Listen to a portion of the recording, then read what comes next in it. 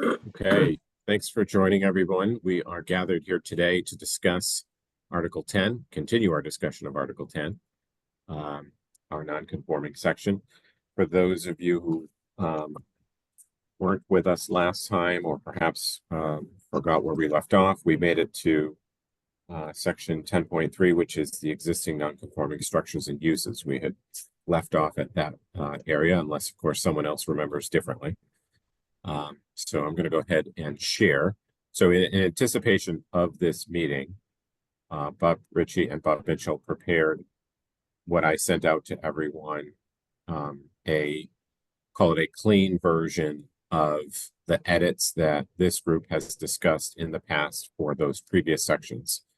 And so all of those red lines had been accepted.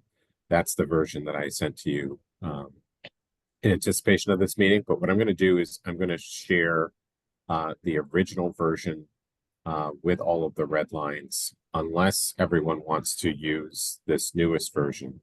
And the only reason I say that is to just keep it consistent with the last meeting. You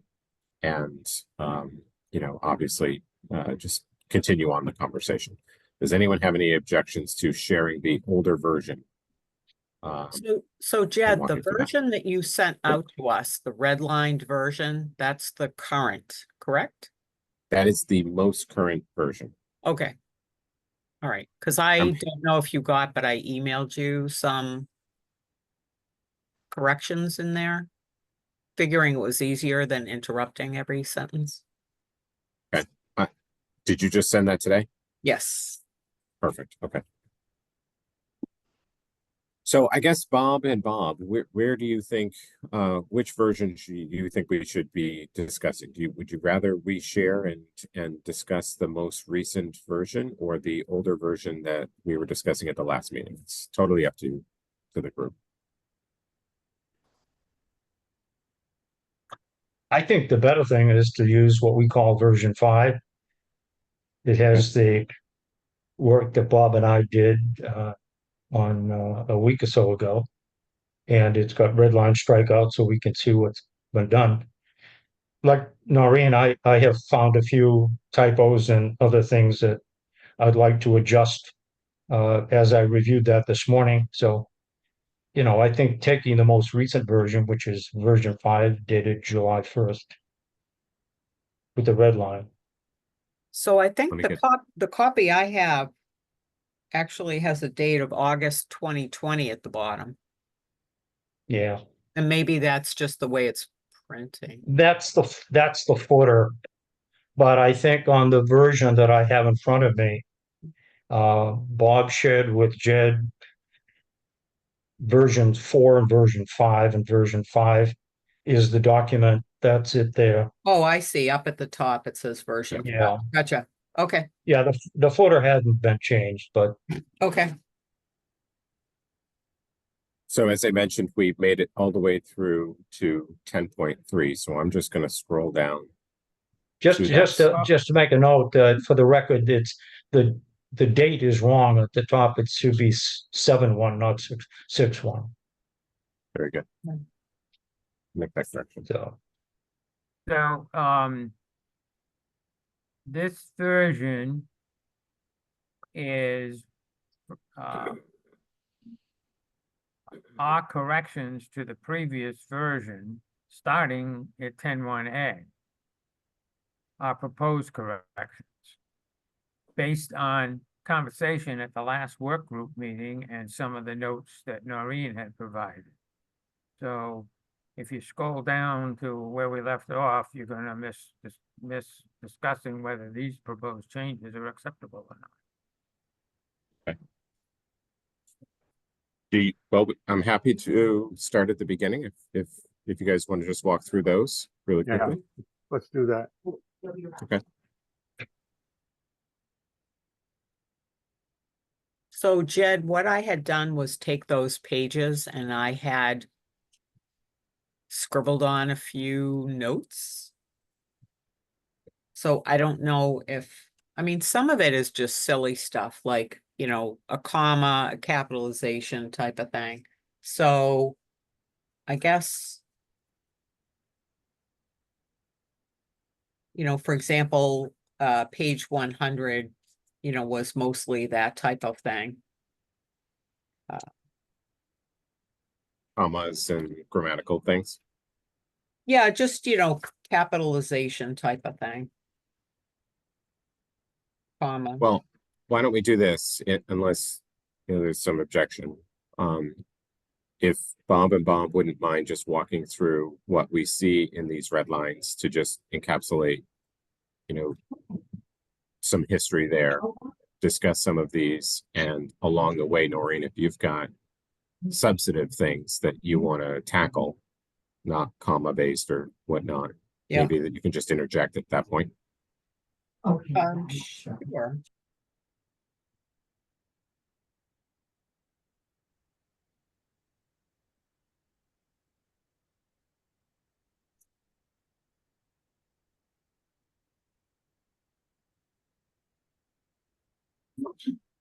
Okay, so I'll pass the baton over to either Richie or Mitchell. Well, how detailed do you want to be? For example, in subparagraph 10(1)(a)(1), the next to the last line, which in red line says A legally understood, and then we repeat the word A. I mean, that's just a typo. We have two. If you did a accepted changes, you'd have two letters A there.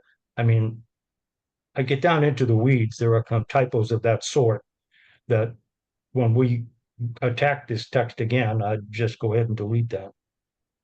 I have a question about that paragraph when you're finished, Bob.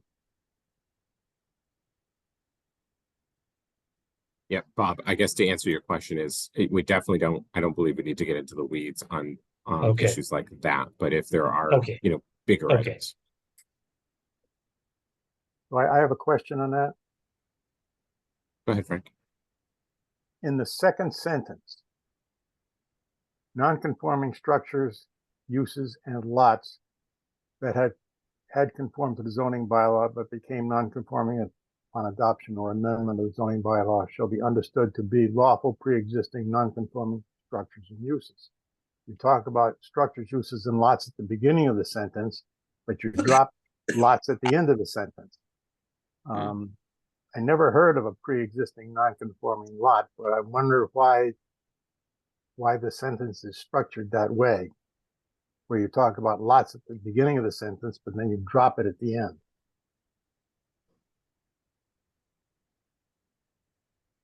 For no good reason other than we missed putting the word lots in that sentence. Okay. Yeah, I was gonna say, it's Yeah. best to maintain consistency. Yeah, I had the same question. I had written that in mine as well. Is there such a thing as a pre-existing non-conforming lot? Yes. yeah, So any lot, Frank, that's undersized, so if your minimum lot size is 10,000 square feet and you have 8, your lot is now non-conforming. Yes, but do we care if it's pre-existing non-conforming or just non-conforming? Well, all right, so here's the outlier, is say somebody had a large property and they were subdividing. And presumptively, they're creating all conforming lots. And, they had not quite enough land to make a 5th lot, but they cut it anyway. So now they've created a lot that's non-conforming, right? So it's not pre-existing. No. Yeah, I don't know. All right. I mean, I think we got a big section later on in this 10.1 about non-conforming lots, and let's just wait till we get there. Yeah.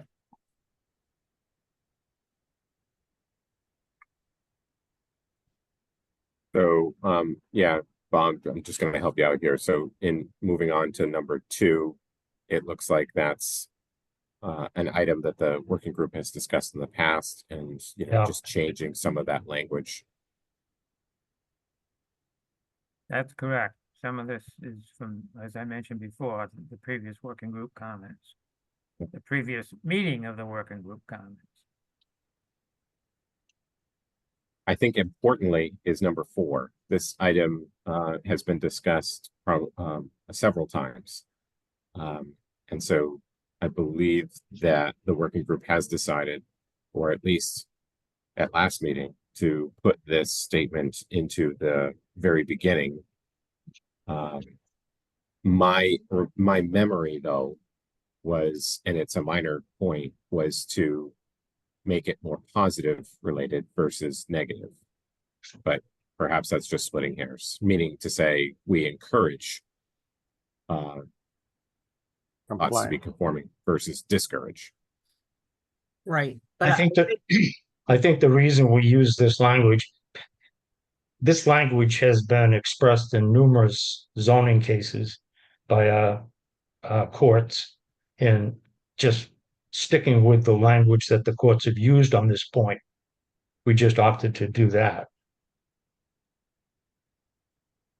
Yeah, I think, one of the circumstances that you have in Falmouth that may vary from other locations is that in other towns, if somebody has a pre-existing non-conforming house, for example, and they decide to demo and rebuild, many of those communities are now asking that the rebuild, to the extent possible, be conforming.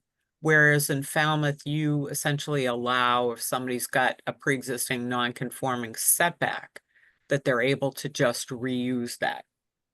And, maybe you want to start to shift toward people demonstrating particularly in a raise and rebuild, that there's an inability to come into conformance.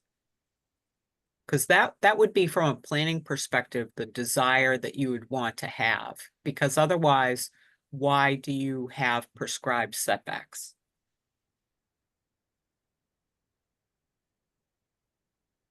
Any objection from the working group on the placement of this language where it's at? I'm okay with it. That would be quite a change, wouldn't it? Well, I guess the question again is that if you, and I suppose it probably typically falls to like older structures, but let's say somebody has a dwelling that's 10 feet off the street now, and they want to raise and rebuild, and you have a minimum setback requirement from the street of 25 feet.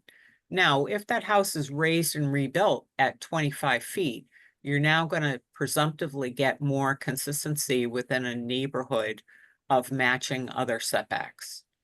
No, I guess Whereas- the question I was raising, I think it would be a good change. And particularly, you can see that coming into effect, but it's a big change.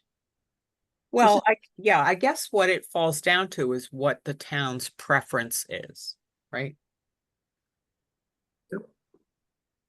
Well, the preference would be to go by the bylaw, the current bylaw. So this is a good change, but it will need more advertising than most of the changes that are proposed.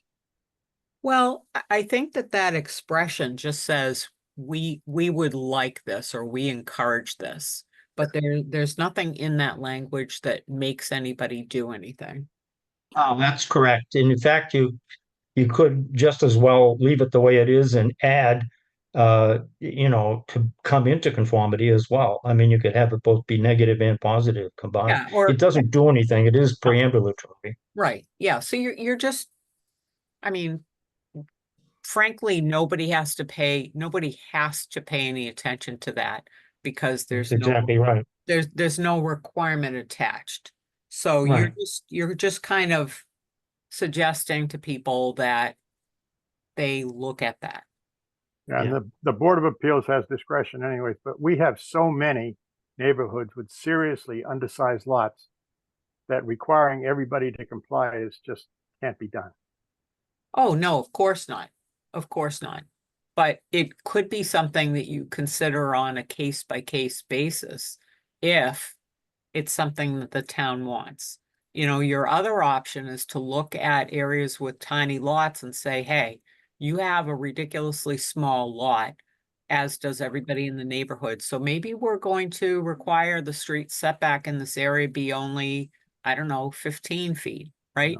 So maybe you can make some of those be conforming. Because I then don't you see would, any utility in that. My only thought is just sensitive to the Attorney General and the change issue from the first packet we sent, that when we go to bring this to town meeting, we're going to have to point this one out purposefully. I think it's a useful change to go by the language the courts are accustomed to, and to make it as short a statement as possible. So this statement is good. It's more about processing it through to approval. right. I thought that one of the major reasons that we put this in, and you can correct me if I'm wrong, is that we look at these bylaws and in future years and say, well, why did they ever do that? And this gives the reasoning as to what the purpose was for doing this. Good point. Okay, how about 10.1B, number 1? We've again talked about this at length about thinning down some of the words used here, and I think Bob, you've done a nice job of doing that. Any comments in this section? So at, let's see, 10.1B, 1F, I was proposing a period after the word above on the third line. And then eliminating the rest because it's just repetitive language that was previously stated.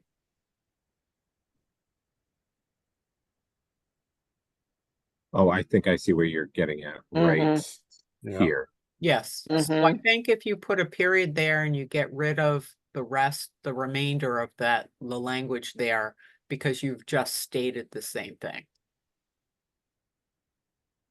Wow.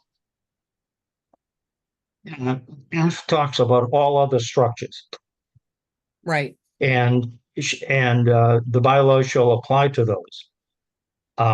There is a carve out, and the carve out is where the board makes these findings. So you want the scope of F to be complete, and the scope of F is complete by adding these carve outs. And I think it's helpful, even if it's repetitive, to let the range of F be accurate. So all right, I don't have a problem either way. I just, like I said, figured it was repetitive, but if you want to leave it, I don't have a problem with that either. sometimes law cases would not have been brought if some point that was missed had been repeated. So Yep. I agree with you. Needless repetition is not a good thing. Yep. But in this instance, I think it adequately expresses the carve out. Yeah. Okay. I think Bob made the suggestion that we, delete the phrase that was deleted and just use the word except as an introductory word.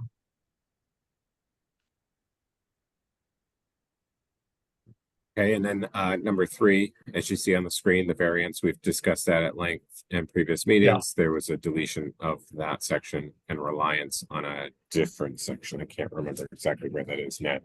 Yeah. There was an agreement to delete that.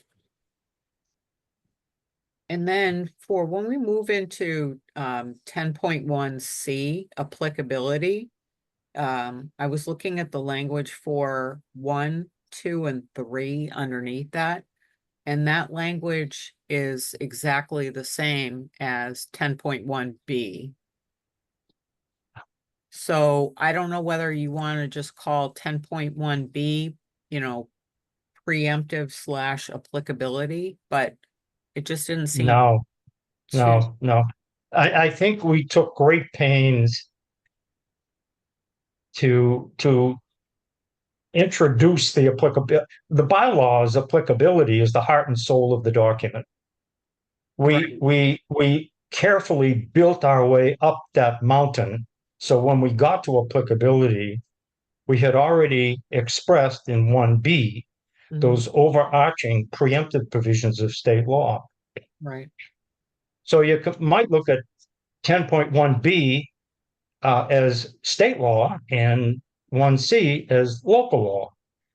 Local zoning is a combination of the applicability of both state and local law. 1B is state, 1C is local. And I think I think what Bob and I tried to do is to let anybody that reads the bylaw understand the basic strictures of state law before they start to read what the town has done with local zoning. And that's where we get into applicability. And that's where applicability has to stand on its own and not sort of piggyback on the existing state law, which is 1B. right, but it basically appeared to me as though the language was exactly the same in both. It doesn't surprise me, and it's one of those cases where I think that's a good thing. Um,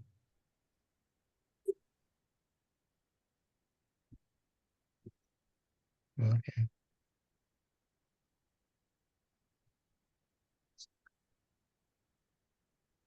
Okay, well, perhaps a pin put in that, or just an acceptance to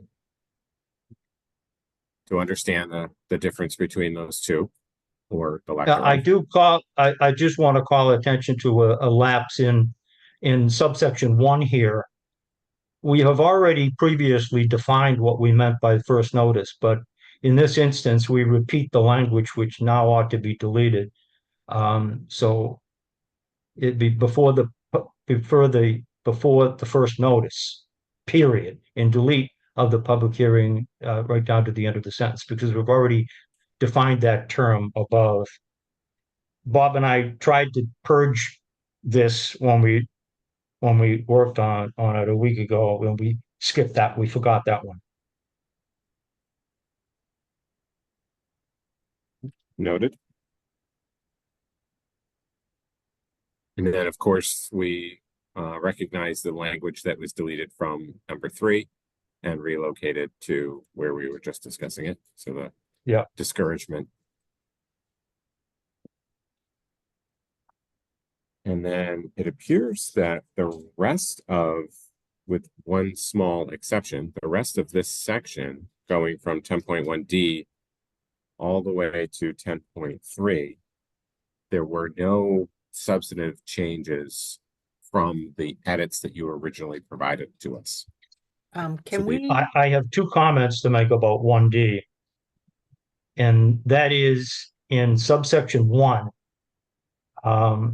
The second line there of not increasing the non-conforming nature structure.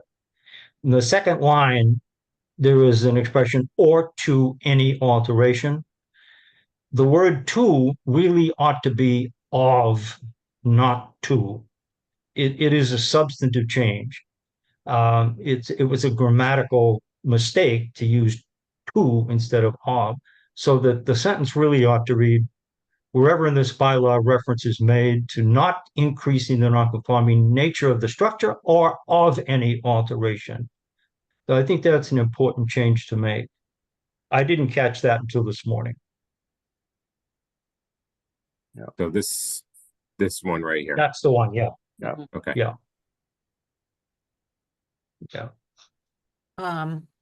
sorry to interrupt. Can we briefly discuss 10.1C5?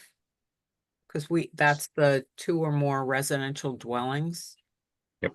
And I had put a note to myself that this is the language that we've had. However, the town has now amended its bylaw to allow accessory dwelling units. So there needs to be some way that is woven within this 2 or more residential dwellings on a single lot.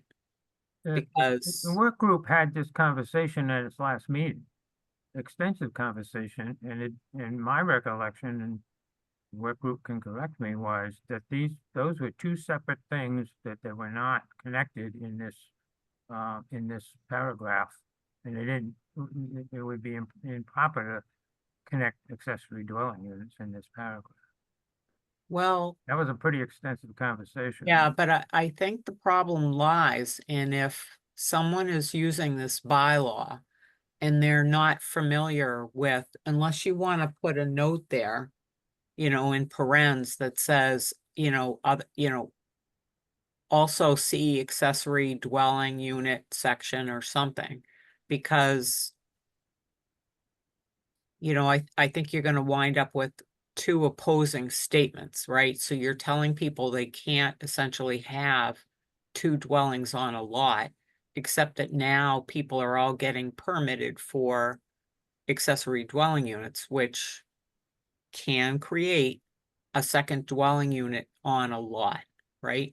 They're So- not contradictory statements, because this begins, the very first sentence begins, anything to the contrary in this bylaw. Well, accessory dwelling units would be contrary, so that they could do accessory dwelling. The very introduction of this excludes other things in the bylaw. Yeah, I mean, I guess so. If you were very intent on keeping the language as is, I would still at least put some type of notation, because here's the thing, is at some point in time, all of us are going to move on to other circumstances in life, right? Or not. And somebody else is going to be coming in and looking at what we did. And can that person understand what this says? And so, if you're a lay person, you may not know that, you're not going to read the entire bylaw, right? And you're not going to know, oh, is there somewhere else I can look for this option? So I guess what I'm suggesting is that it creates to me, creates a conflict where you're telling people, well, of course you can't have two dwellings on a lot unless it was in the, prior to 1959. And somebody says, well, though, here's this lot and they have a second dwelling unit and it was put in 2024. Like, what the heck, right? So I don't know. To me, it just creates some confusion. That's why, Maureen, Noreen, excuse me, that is why we've got so much repetitive language in here too, I think, to a great extent. And I agree with you, because that gave me pause when I was reading it too. So I think there could and should be an additional sentence added at the end that accessory dwelling units covered under the segment Right. or not, however the wordsmiths do that. Yeah. Or I would say, or even you could say this is in conjunction with, and provide the bylaw section where ADU is, so that you're at least linking these two. I don't think these two should be linked. I don't have a problem saying, section such and such ADUs are not included in here. But this is related to non-conforming and related under the non-conforming section, and ADUs are not under non-conforming. Right. So, I agree with that, Bob. Yeah.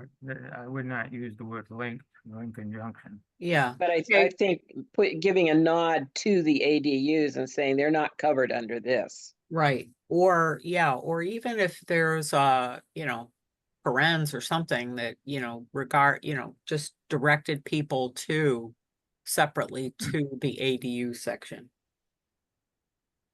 We'll draft something up. Try to be as simple as possible. And Yeah. just alert people to the ADU section.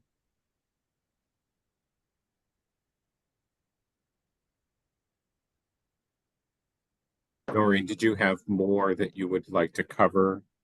Because like I said, the remainder of it, minus one small edit, is stuff that we've already reviewed and I guess, air quotes accepted. Okay, so you are heading to 10.3. That's correct. Okay, so the only other thing I had put a note in was on 10.2B. I thought that numbers 1 and 3 could essentially be combined.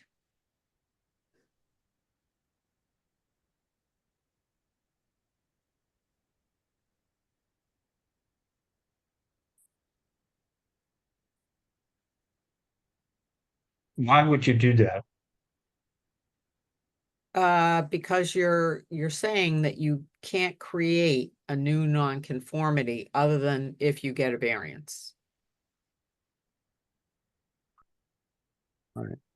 So I just figured those Well, could I think essentially. when we created this, subsection 1 wanted to focus on the characteristic of it being a non-conforming nature of the structure. Yeah. And 2 dealt with the formulaic, substantially more detrimental to the neighborhood. Yep. So the key features of 1 and 2 are the focusing on those 2 expressions. Right. 3 basically is a way of placing the alterations, reconstruction, extensions into the first basket where a variance is required. But in order to see these things as distinct focuses, I would prefer to leave it the way it is, even though you could combine them with no, legal consequence. I just think for clarity, I would like the reader of the bylaw to focus in 1 on non-conforming nature of structure, Yeah. focus 2 on the substantially more detrimental of the neighborhood, and 3 on that variant dealing with alterations and reconstructions. Yeah, so well, then maybe the variance section would go last, right? In that you're saying, okay, you can't create a new nonconformity. But oh, by the way, if you're thinking about it, you'll need a variance. Well, I think we were trying to be grammatically parallel construction with 2A. Yeah. 2A, we talk about what is permitted, then we talk about what where a finding is required, and we deal with the increase in nonconformity. Yep. And then 2B, we talk about the nonconforming nature and then substantially more detrimental. Moving these pieces around, I think, is your call, but I think there was a logic to the way we attempted to express this in the first Okay. instance. All right. I mean, either way.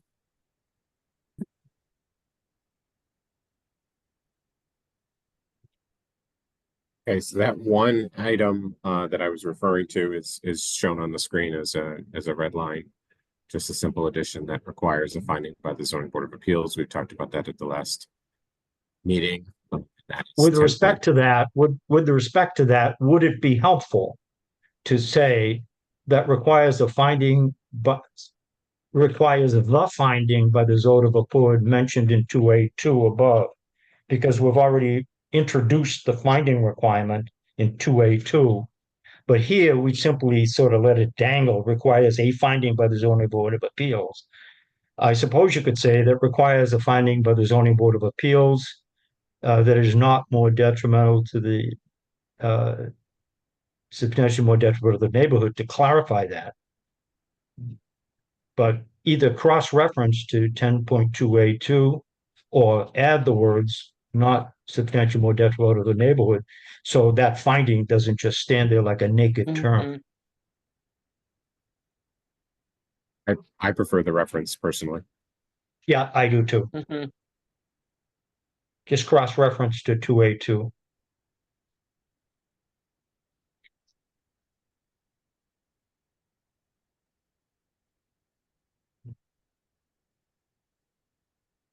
Okay. Jed, I have something to add on the finding required section. Go ahead. So there's case law that differentiates between when it mentions single family or 2-family residential structures or accessory structures. And, the case law seems to indicate that the courts will read it differently. If, for example, you have a non-conforming detached garage, that's different than, a single family or 2-family residential structure.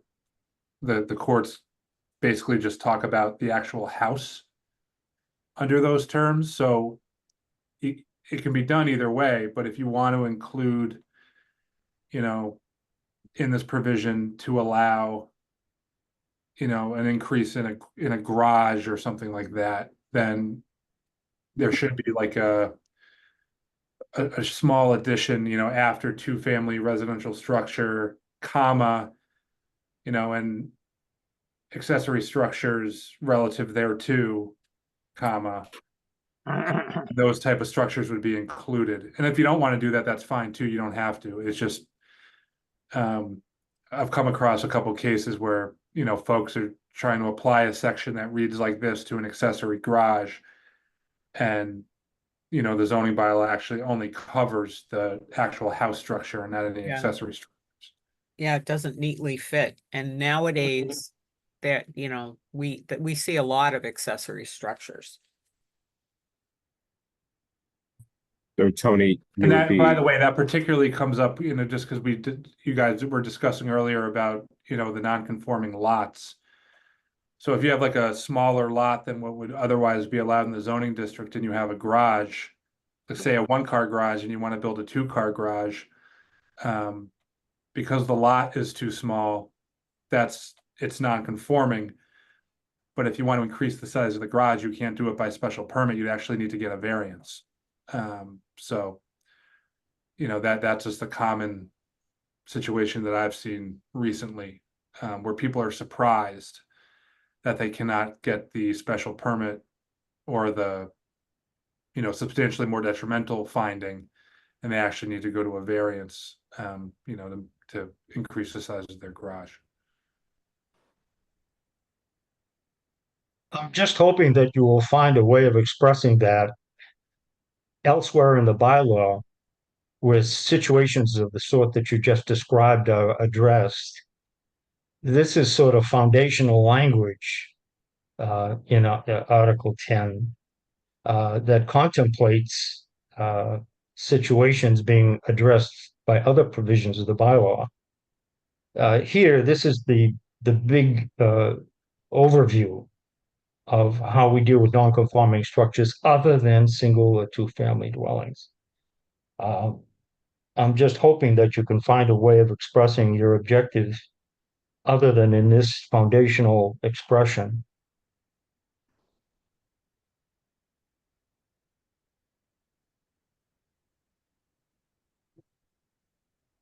Right, well, I just raise it because, some case law has cited basically this exact, or something very similar to this exact section, and concluded that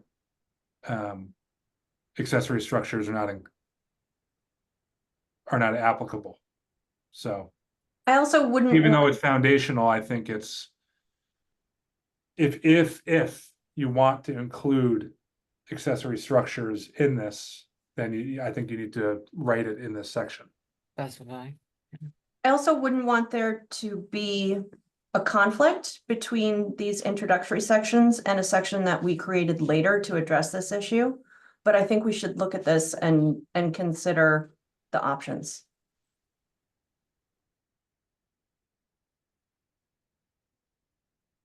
and just to be clear, the thinking would be potentially to have it included in 10.2B. Yes. Would that be a new section, subsection 4? No, you just reference after two-family residential structure, add a comma and say, accessory accessory structures. structures on the lot, they're on the lot. residential, lot. Yeah. Yeah, Yeah, I mean, there's obviously this weird circumstance or existing circumstance in Falmouth where there's also lot coverage limits. So even though somebody may have area for, to enhance a garage from a single car to a two, if that would put them over the lot coverage by structure, that still could require them to require a variance if they were exceeding what's allowed, so. it would require a variance if they were going to exceed what's allowed, but if the, pre-existing one-car garage was already on a lot that was too small, Right, they'd need a variance unless you allowed the, not more detrimental to the neighborhood finding to be applied to that structure. yeah. And just to clarify, are we talking about putting that language in as one option in both 2A2 and in 2B2? Where exactly are we talking about putting that language?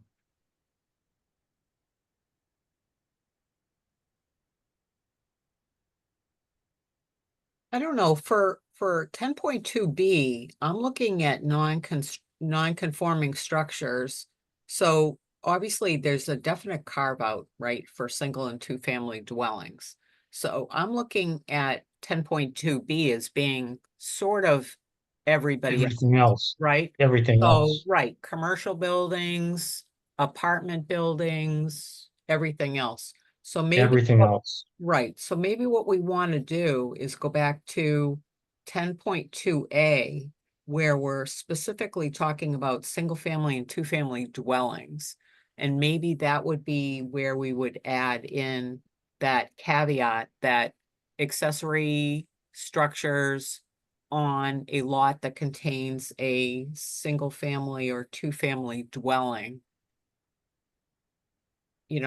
sort of is subject to that same evaluation as essentially a carve out, right?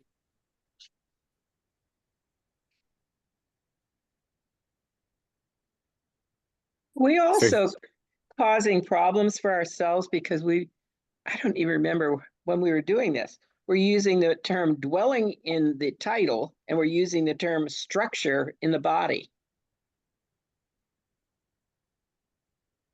And I can't remember when we decided we had to. I think we changed it to structure in something else we were doing with the planning board. So they matched and one couldn't argue.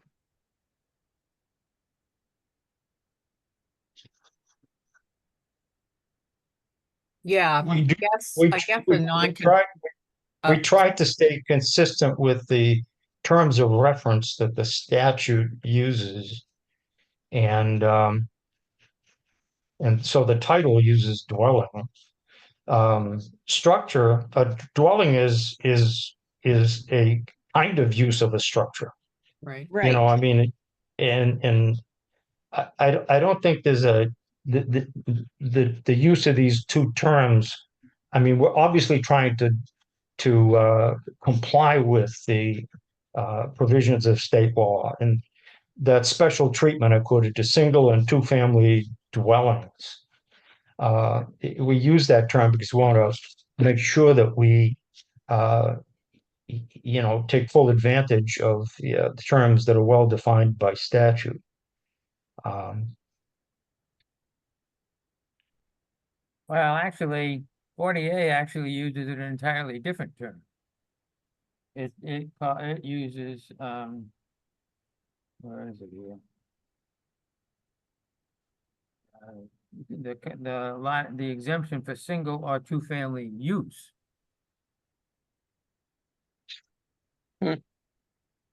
Could we add that to the Bob's homework for the next meeting and then we can move on?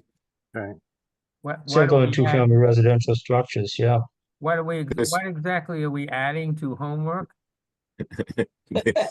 Yeah, Could we be clear about that? it's a take-home test, I open book. figured you weren't going to ask. Yeah. Don't worry, we'll talk about it later. Oh my God. Well, No. I could see what Tony was saying there. We could simply take care of that by a single family or two-family dwellings and their accessory structures. Or maybe we talk about lots that have single or two-family uses, right? I don't know. So to clarify, Bob, I see two things. One, this whole idea of where to put this accessory structure language that we're talking about now, proposing that for us for the next meeting.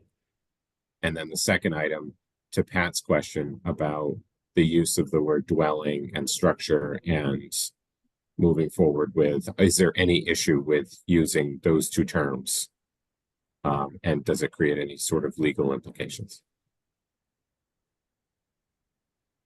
Yeah, I mean, my recollection of case reading is most of the time they say non-conforming structures, sometimes they say dwelling. I'm not sure I remember the court saying residential, one or two family residential uses, so I think there's three different terms that get thrown around, but whether that makes a difference or not, I don't know. Although, yeah, I Well, and suppose you could have a weird circumstance where, think about like a gas station on the first floor and a single dwelling unit above. Right. So you now have a single family use. I mean, you also have a commercial use, but yeah, I don't. So I'm just gonna move us ahead to 10.3 because we really need to Yep. make some progress moving forward. It's 10 minutes to 12, so we have a 12:30 hard cutoff. So this is where we left off the last time. Richie, if you would like to just sort of walk us through anything that you folks have added and the reasoning for it. I don't think we've done anything to this. So this is it. This is where it gets a little hard because the original version and not this most up-to-date version does have some red lines, extensive red lines in 10.3. So it may behoove us to go back to that other version so that everyone can see those proposed red lines that you guys had made originally. Well, if I could just add, Jed, everything in 10.3 is redlined because everything in 10.3 is proposed new language. Correct. So maybe that will make it easier than trying to go back and forth. Fair enough. It's up to you. It's up to you, but I wanted to point that out. There's no current language in 10.3. I think that would be smarter. Thank you, Bob.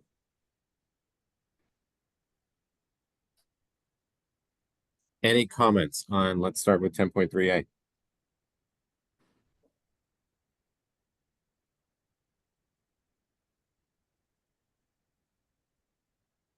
Seeing no movement to the microphones, we will move on to Oh. 10.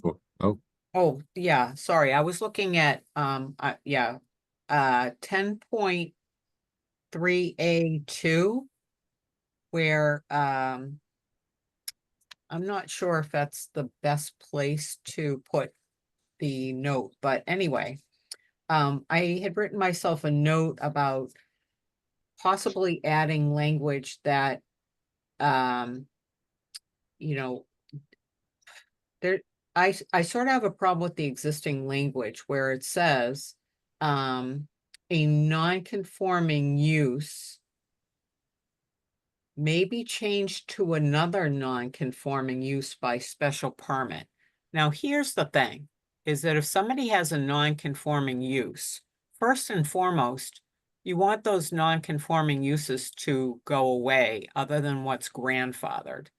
But when you take a non-conforming use and you flip it to another non-conforming use, you're not necessarily making better choices for the town type of thing, because you're kind of swapping one no-no for another.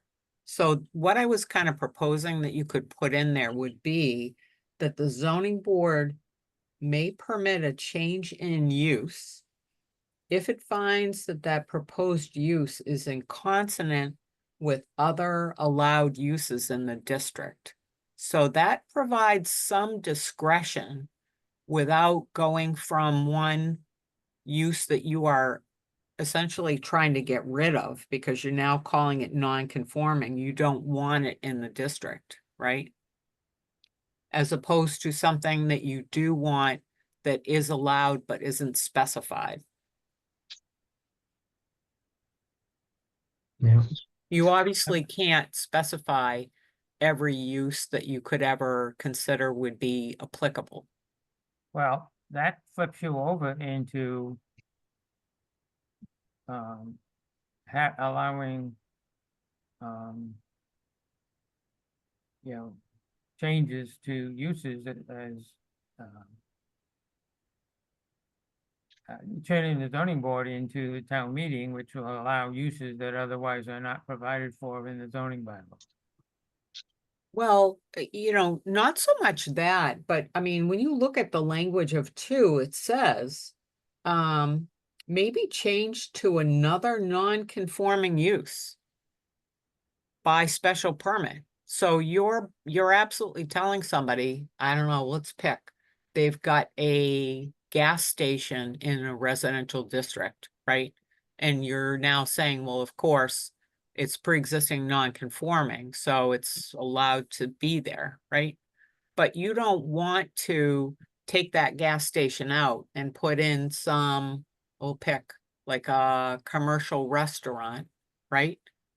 Because it's still a residential district.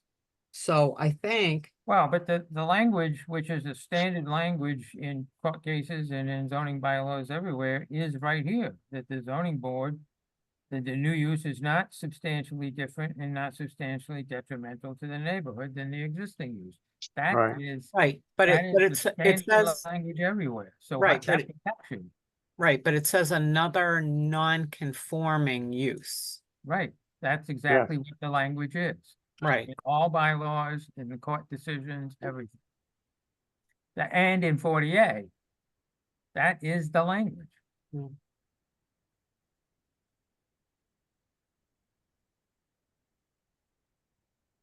I don't know. I guess I find it perplexing, and I would not encourage that would.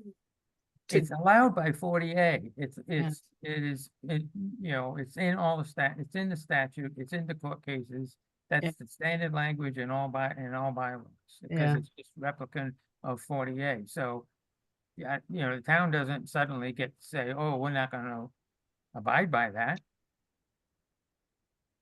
Well, though I guess the board could still say no, right? The board can Yes. still say no. That's what Yeah. the rest of the language covers, the boards, you know, saying, well, this is too different or it's too impactful or whatever. No. That's how your board has been operating for, you know, decades. Yeah, it just seems peculiar that you tell somebody that you can't extend a non-conforming use, but you can take one out and put another one in. That's because that's the exact language out of 48. Yeah, Right. And something like this is going to attract a big crowd of butters and neighbors anyway, so that issue will be sorted out at the Board of Appeals. yeah.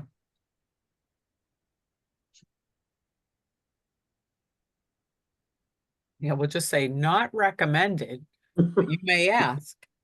How Yeah, about we put Noreen doesn't want you to. No, yeah, there you go. There you go. Poster That will keep them child. away, Noreen. They read that, they're not Yeah. coming into town hall, you know? There you go. Yep. I own that. Any other comments on 3, 4, or 5?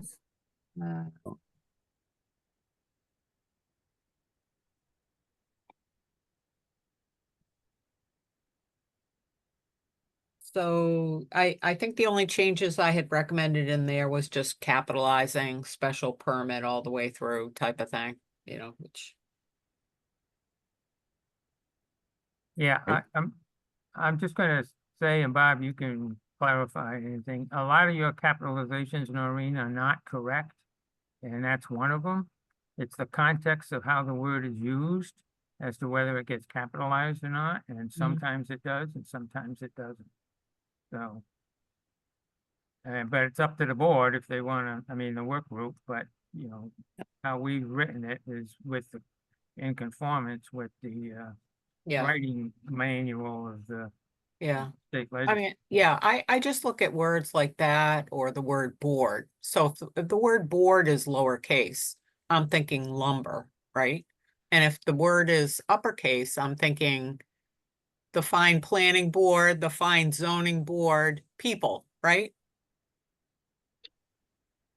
Yeah, but when it says if the board makes a finding, I don't think people are gonna think Home Depot is involved with that decision. I think they're gonna know it's the zoning board. Right, right. But it's just, I guess I've always capitalized board if it refers to people. And similarly capitalized special permit if it refers to a special permit as opposed to special meaning, isn't that tree out in your backyard special, right? But whichever way, I guess it's all the same word. Okay, moving on to 10.4, non-conforming lots. Now, Now on this this- one, Jed, non-conforming lot, almost all of this language is current language. Except for 4A, the opening phrase, any lot or open space on a lot, including yards and setbacks, that's new proposed language. And then shall not be reduced or changed in area or shape is existing language. And then such, all the way through, all the way through the end of the sentence, right there is new language. And then everything else is pretty much existing language. Let me ask a question. What is open space on a lot? Can you give me an example?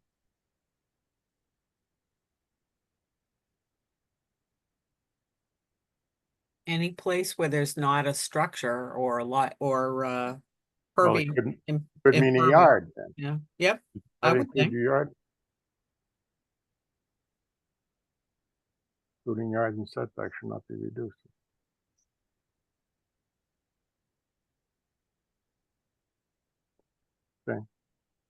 I had a comment on 10.4B1 at the very end of that section. I was proposing the word at the end of the last full sentence, after the word no, I changed that language on my page to say no new non-conforming lot shall be created. So I thought that was perhaps a more clear way to express that.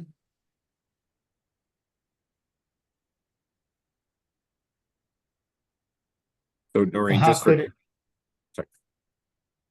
would that sentence be no non-conforming should be made more made non-conforming? If Well, it's no, already non-conforming.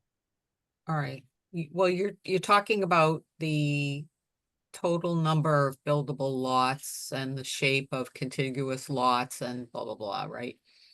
I guess what I'm looking for that to say, oh, wait a minute.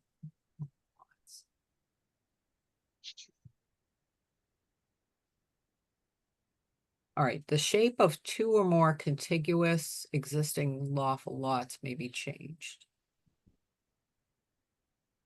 All right, so, but you can't make either of them more non-conforming, correct? Or can you? How do you make a yard non-conforming? It's a building or a structure that's non-conforming, not the yard. Well, so the yard would be the undersized. So for example, if you have a parcel and you're going to cut it, well, no, that's already two lots. So I guess we'd have two undersized lots. And maybe you need a piece of one for the other to, I don't know, put a septic in or something like that. And so maybe you're taking part of a lot.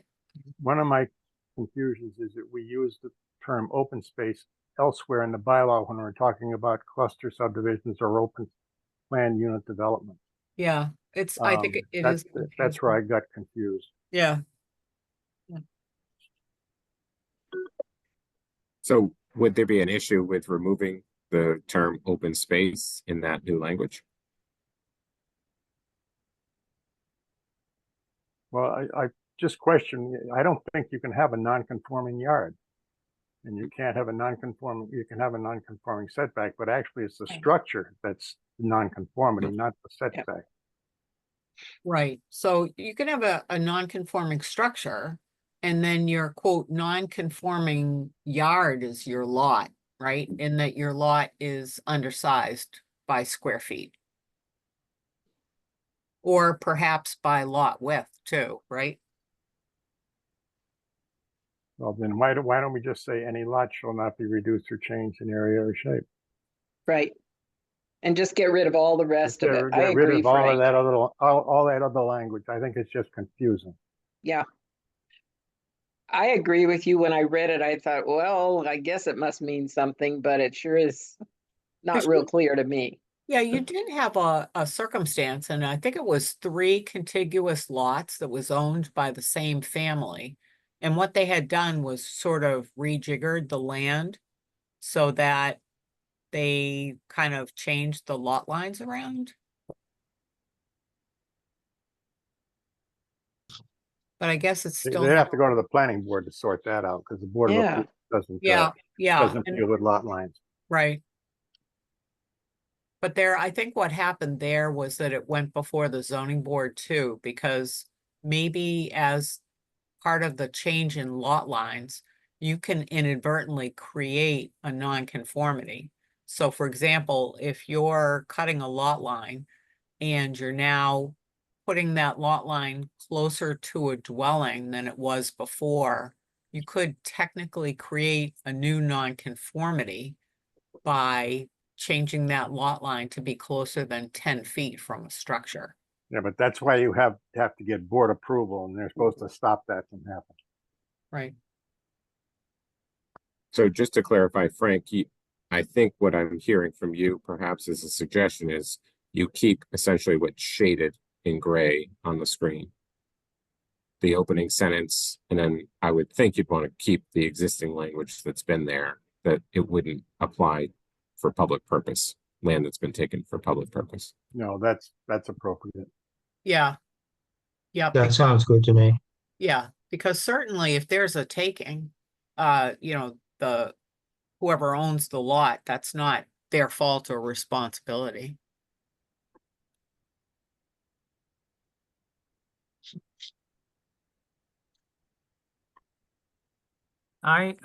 Just to clarify, Jed, what you have in shading, what does that represent? That represents what will stay. And I it would thought we were be- gonna eliminate the language, open space Where? on a lot, including yards and setback. I thought, Frank, you can correct me, Frank, any lot shall not be reduced or changed. Yeah, And Yeah, I think- eliminate open space, and then same thing in the Right. second line, eliminate open space and setback. Right, Right, but Okay. you want to maintain the language about setback because you don't want to create a nonconformity where there was not one. Frank's first suggestion was the clearest one. And he would just be getting rid, I thought I heard him say, it would read any lot shall not be reduced or changed in area or shape. right. And you would take out open space on a lot, including yards and setbacks. That's Yeah. what creates the confusion. Those are Right. spaces within the lot. Right, And then the second sentence begins with, this section shall not apply in the case where a lot, yada, yada, yada. Right, so that anything that says open space on a lot, including yards and setbacks, is deleted. right.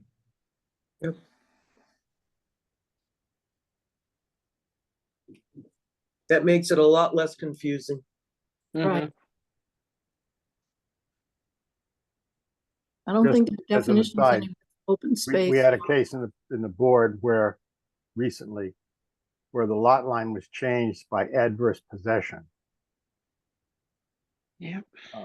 And that was gonna be a nightmare. They withdrew the case, but it was gonna be an awful nightmare.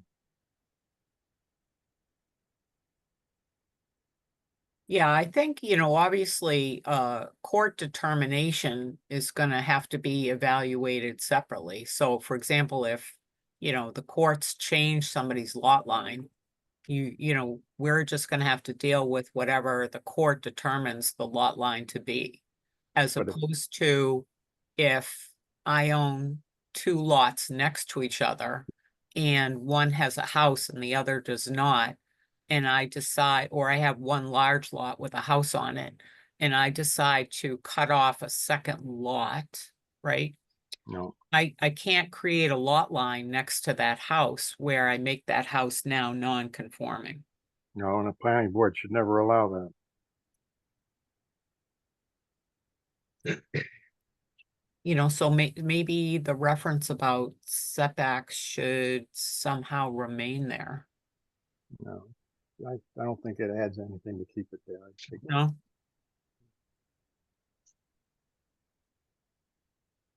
So as Bob mentioned, the remainder of this section only includes for new language, which I'm just going to highlight for everyone. It's in 10.4B, 1, 2, and 3. There's new titles, or these guys here. It's really just indicating what is being discussed in this section. That's the new language. Everything else is remaining the same. There was an I did have a question on 10.4B3, where we're talking about non-conforming lots, and there's an expression that says any non-conforming lot having at least 20 feet of frontage on a street. And then when you look at the last listed under little a, so number 4, it says it refers to having 50 feet of frontage.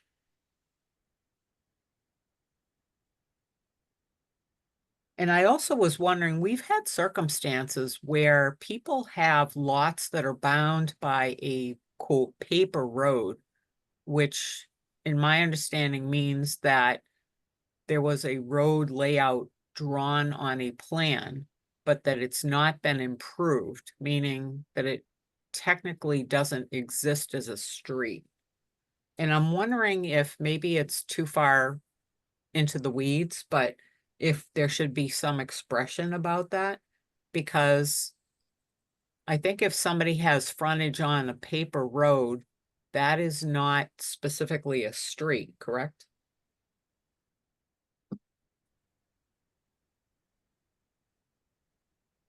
That may be a street.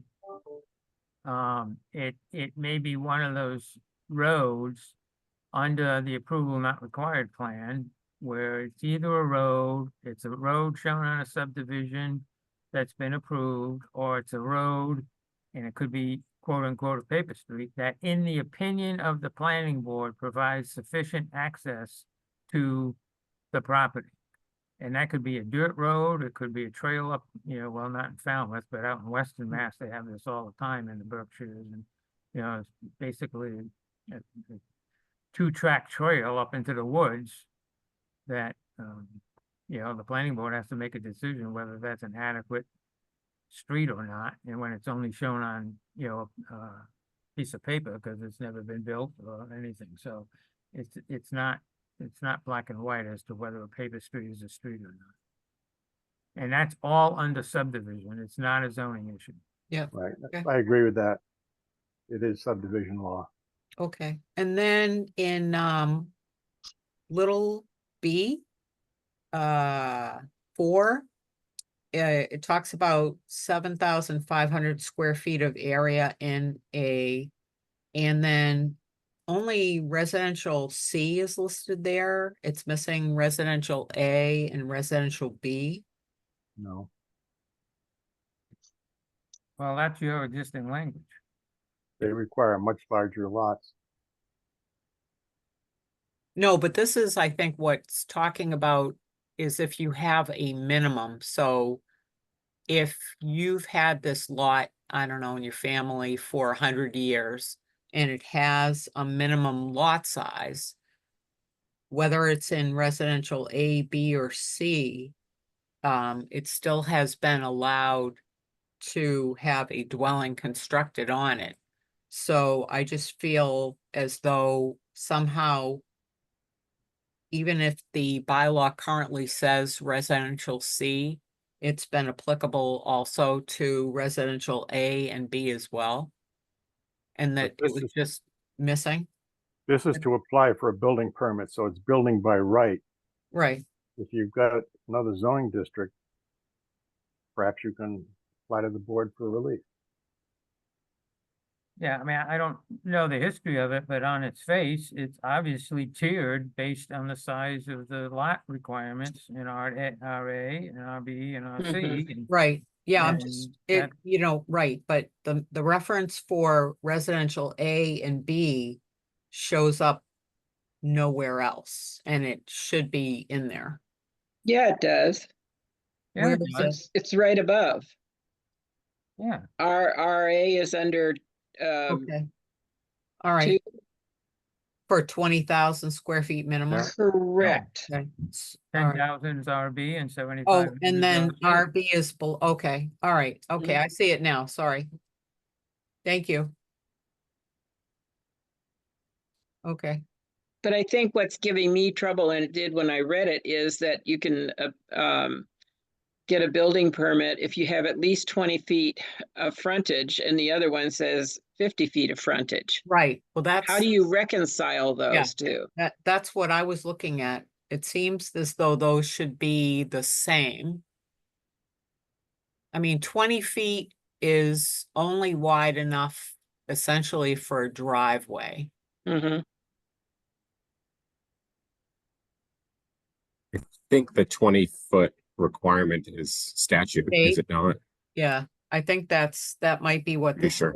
the state has listed. So maybe we want to amend the 50 feet of frontage to also say 20. That the 7,500 square feet and 50 feet is statutory language. Okay, so I wonder where the 20 came from. Maybe we want to change the 20 to say 50 then. Yeah, It just seems as though those two should coincide. Mhm.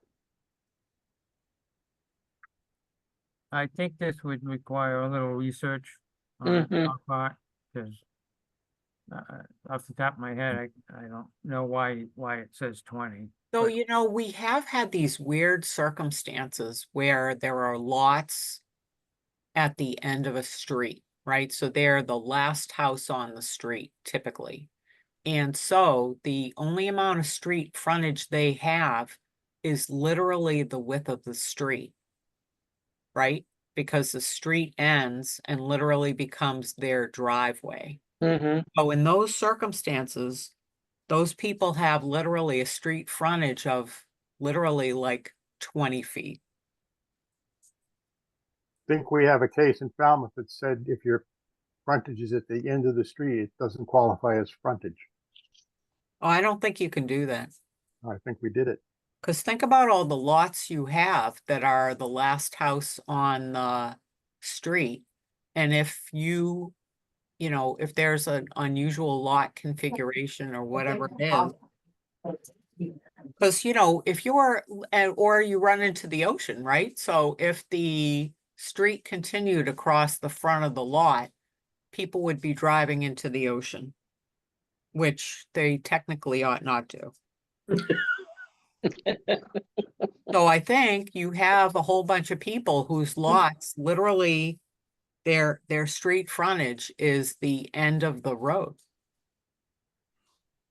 So I don't want to cut off any conversation, but it's 12:15 and we have like 4 or 5 pages still to get through. And if we don't get through it now, then we're gonna still be back at this if you're going to meet in August. So, which is okay, but that's just a heads up, I guess. couldn't agree with you more, Bob. That's all existing language that's currently in the zoning bylaw. I don't think we should be digging into that too much today, but perhaps just the red lines that were suggested by our team. And that begins again in 10.5. So for clarity, damage and restoration is brand new. And then 2, 3, and 4 in its entirety. That's all brand new language for consideration. 3 is 90% brand new. The introductory sentence, a non-conforming use shall be no, I'm sorry. 3, yeah, non-conforming use of structure that has been abandoned, etc. Is mostly existing language, but everything else is except 1. 1 is all existing language.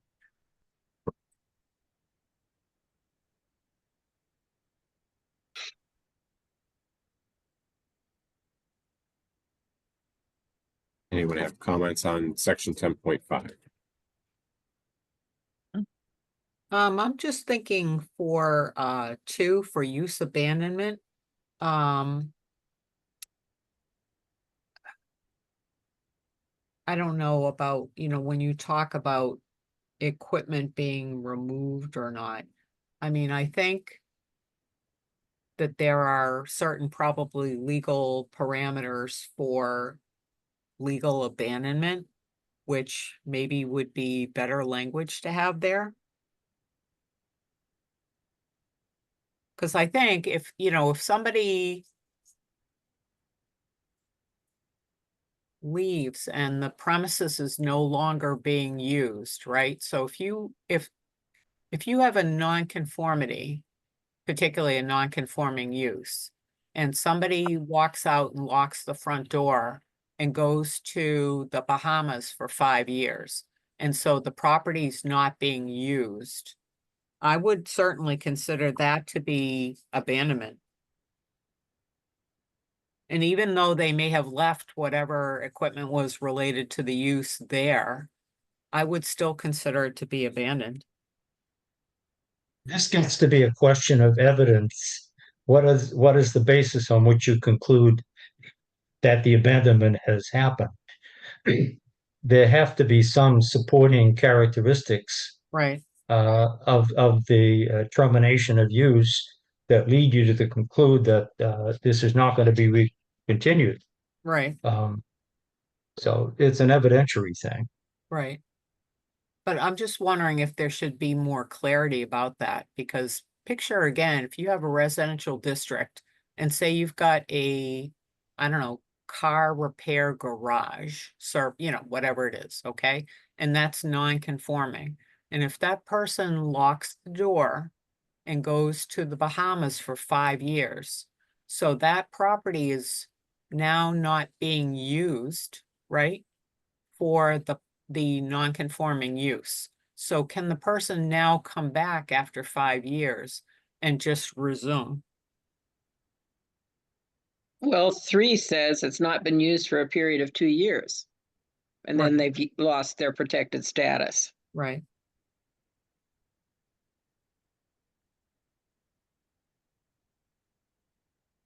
I So, think originally it may have been 1 year, and I think being the planning board, expanded it to 2 years. That was quite a while ago. yeah, I was gonna say, I think 2 years coincides with what the state has. Yeah. We tried to eliminate the concept of intent, which is so hard to figure out. Well, yeah, again, but I think if you go away for 5 years, so there's not a person on that property conducting the use for which, the intent, whatever the building, business was, if someone's not there using that business, I would assert that was abandoned. You know, Well, and Noreen, correct me if I'm wrong, but I think, Pat, you mentioned it, number 3 essentially says that, Right, Mhm. but then also gives the ability for the zoning board of appeals to issue a special permit to reestablish it if they so desire. yeah, Right. I mean, I guess, yeah, therein lies the question is, you know, I think you offer a lot of discretion, and I wonder if that's really the wisest idea. So if you have something that's non-conforming, do you really want it reprised? Or do you really want to say, hey, we're really trying to discourage continuation of non-conformities? I don't know, it just would be unfortunate to have something be technically abandoned, right? So it meets all of your requirements for being abandoned, but the person after 5 years comes back from the Bahamas and says, hey, by the way, I want to reopen my car business. Should you have the discretion to say, sure? Is that sort of opposed to what your intent is of the bylaw? Well, if the person that upped and left to the Bahamas had a going away party and he announced to people that were reported in the press that I've given this up and I'm moving out, you know, you've got the intent that the statute contemplates. You're trying to inject intent into the circumstances. And there are many ways that you can demonstrate that the required intent to abandon has been established. That's pretty broad. And So, you're raising a circumstance where there's total silence. There's just all of a sudden the community wakes up and sees a padlock on the door, and you have nothing to infer intent from that. It becomes an evidentiary issue. I think there are enough protections here because you've got listed the things that the ZBA has to look at in determining their decision. And it may be that whatever this non-conforming use is not as detrimental, let's say, as a service station with oil and all that sort of thing, cars parked around. Yeah. It may be something that you would like to see reestablished there, and it would be non-conforming. Yeah, I mean, the 2 years protects you, okay? Mhm. That is your protection. And it's not, you know, the guy comes back from the Bahamas in 5 years and says, oh, I always wanted to get back here and, you know, get my body shop repairs going again.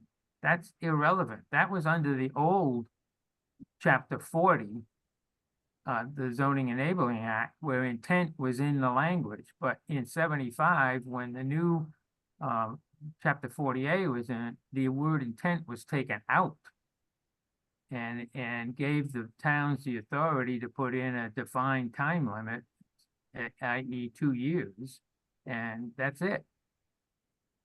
And that you have that language. So it sounds like the real question for the working group is whether or not we want to have language that would allow for reestablishment. Am I would like to be able to understanding? be able to consider it. Not necessarily approve it, but at least consider it. Of course, being guided by the purpose statement that was added at the beginning, which is to not continue Yeah, that practice of nonconformity. But the way I read it, it seems like we've got that written in right now. Right. So I guess the question to the working group is, does anyone have objection to having this language of reestablishment, essentially allowing for it? No. The example No. that Marina's given, it just keeps open the possibility of that particular non-conforming thing continuing to forever to have a legal life. It might be better to just close it off. Again, only allowed to have a legal life if the zoning board of appeals deemed it Right. Well, but allowable. the law could preclude that. That's what we're discussing. Do you want to give the ZBA that or not? I do. Because the more we close off some of these non-conforming so that they cannot be reestablished, the more I think we're changing this community to just purely residential. I don't know that that's a good thing for a healthy community. we also have possible nonconformities that are really de minimis and they don't really Right. mean anything. Right. So Okay, well, why don't we do this? Considering it's 12:27, let's break for today. Let's talk about a new meeting date and we'll pin this conversation. Think about it for the next meeting and we can come back to it and kick it around a little bit more. Jed, could I just make a request? Yes. For purposes of going to town meeting, which will have to happen probably in the fall, it would be very good to have the consultants mark in yellow or in some way indicate those things that are a significant change and should be brought to the attention of the town meeting members when they're considering this. Just to avoid the problem that we had before. And so much of this has the appearance of being new. Just saying that it comes from state and case law doesn't really help. Well, most of what we said about that, we said that related to your existing language, which isn't changing. But if you could go through, Bob and mark the ones that to you seem to be enough of a change that they should be brought to the attention of town meeting, that would be very helpful. Okay, Thank you. So considering the lateness of the summer that we're in, everyone chuckled together. I propose that we meet, if we can, before August, because we do want to try and have this discussion completed before we start opening public hearings for the planning board. So is there any time to meet before the end of this month? And I propose that question to both our consultants, Richie and Mitchell, but also obviously the group. Well, I cannot meet on the 31st of July. yeah, about the I would 30th? not be able to meet on the 31st either. How about the 30th? Yeah, that'd be fine. I can do that. I can do that. I can do that. Seems okay to me. I can do that too. I can do that as well. Sold. What time? So, 11 o'clock as usual? Okay, Good. works for me. Yay. Yay. Okay, so our homework, Jed, is to finish marking up any changes to 240, what, 10.5 on, Yes, which is not much. So we're like just about there. yes, we are. Amen. Seated ovation. Yes. Well, thank you, everyone, and we will see you on the 30th of July at 11 a.m. Okay. Perfect. Yeah. Thank Bye. you. Sounds good. All right, thanks a lot. Bye. Bye. Bye.